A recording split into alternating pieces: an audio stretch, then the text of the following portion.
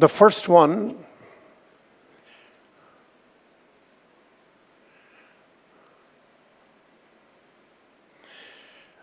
not only in China, they want autocracy and one-party rule in the whole world. Let their people reflect on this.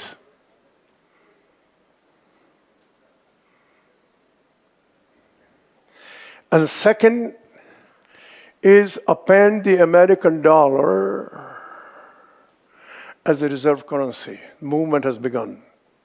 If the dollar reserve currency gets lost, what do you think will happen? They still have time, which I'll give you some time limits. And they have declared it to America-based democratic process must be replaced. That's the goal. President Xi is alive. He is going to be in the next term. That's a speculation. What I want people to know is not President Xi. It is coming down, and a gentleman named Doshi is an Indian, and he is now in the national security apparatus in Washington. He did the whole study from Deng to show this has been the strategy from day one. President Xi has lifted it. They've become bold. They now got the strength. And that is why you're coming out this thing very explicitly.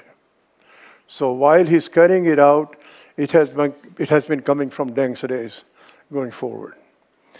That's the goal. Does it have any meaning for us? We got to think about it. Now, 5 building blocks. I just chose 5. There are actually 9 building blocks.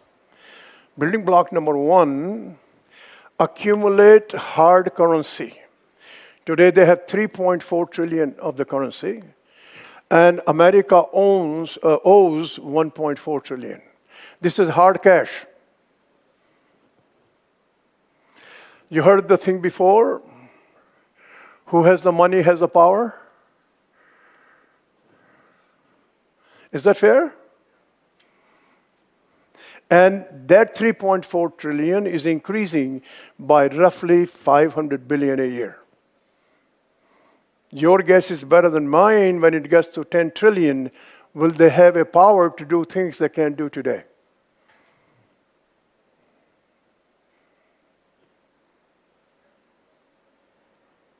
Is this making sense to you guys? These are facts. I didn't make them up.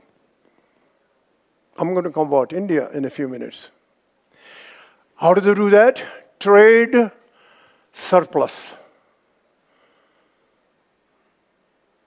Trade surplus. So trade surplus against America, against Europe. They have trade surplus from almost 150 countries. Only once is the raw materials, energy.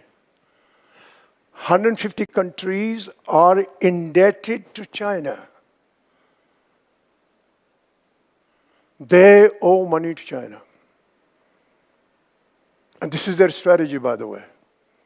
Very deliberate, very clearly planned.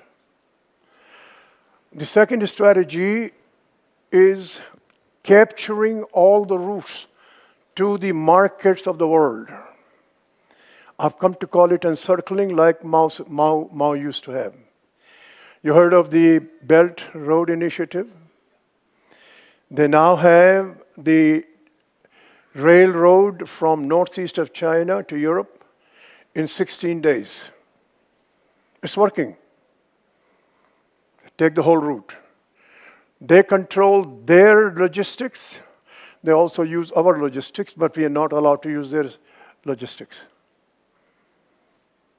To go to the Pacific coast, they are building a port in Lima, Peru.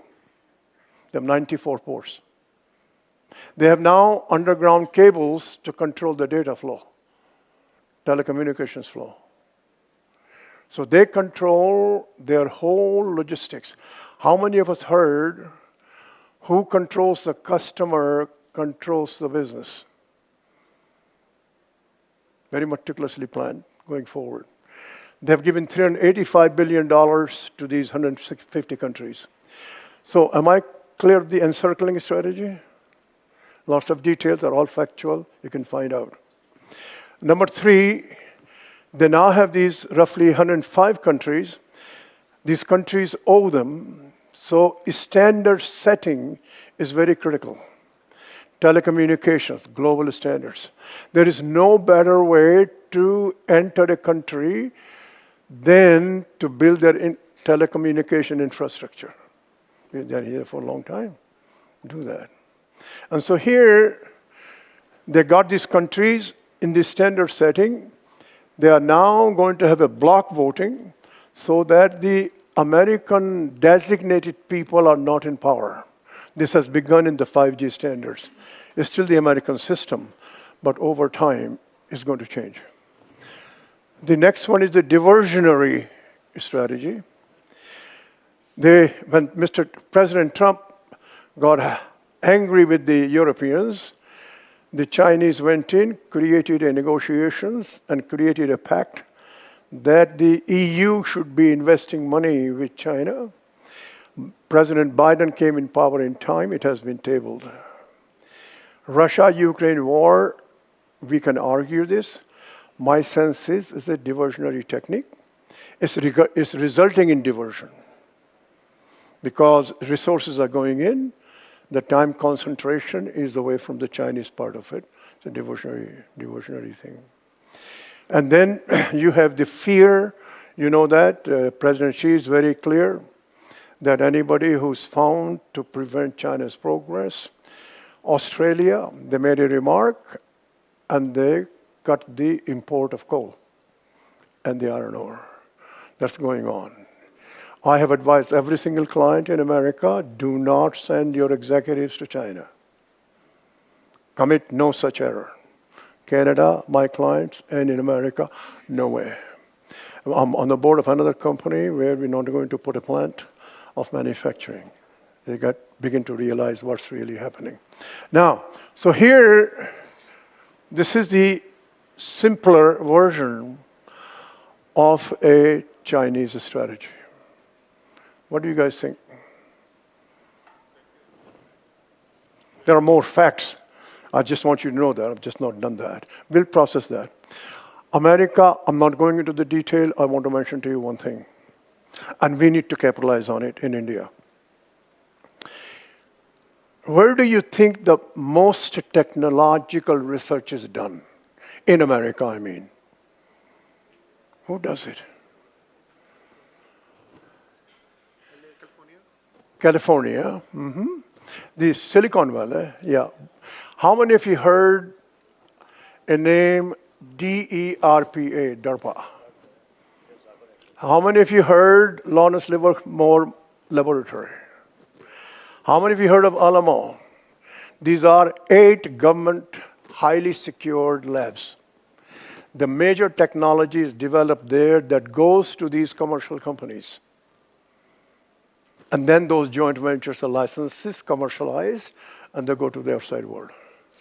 That's a real jewels of America, where they have 20 years later kind of technologies being delivered, and that's what they want in the other countries where we're really going. There are lots of good things in America. I'm not doing it here.